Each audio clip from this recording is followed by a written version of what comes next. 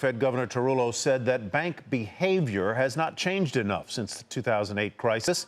He was referring to the fine Wells Fargo paid for opening up unauthorized accounts, something we reported on last night. And at least one analyst says Wells Fargo has a lot of work to do to win back its reputation. Hampton Pearson has our story.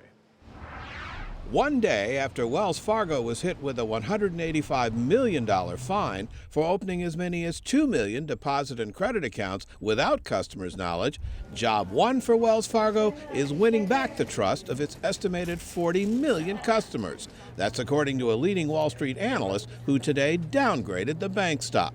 I think Wells Fargo, to right this thing, has to do something dramatic for consumers. It has to show in some fashion that it believes in its customers, it wants its customers, and it's going to help its customers by giving them something to offset what they've done here. The bank says it has already refunded $2.6 million to customers, averaging about $25 per account, and 5,300 employees have been fired over a 5-year period. Its total workforce is closer to 270,000. The settlement with government regulators involved only fines and no admission of wrongdoing. A top Federal Reserve official says individuals should also be held accountable. There is a need, I think, for focus on individuals as well as the fines put on the institutions.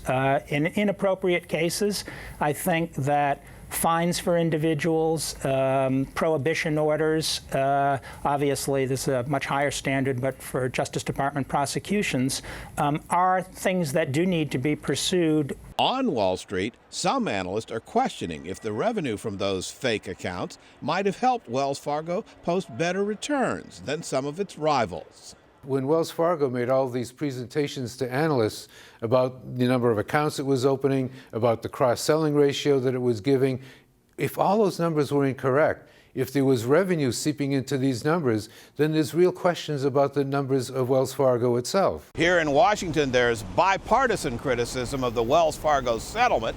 A leading Republican says it's another example of big government propping up a mega bank at the expense of community banks, while a leading Democrat sees echoes of the foreclosure crisis.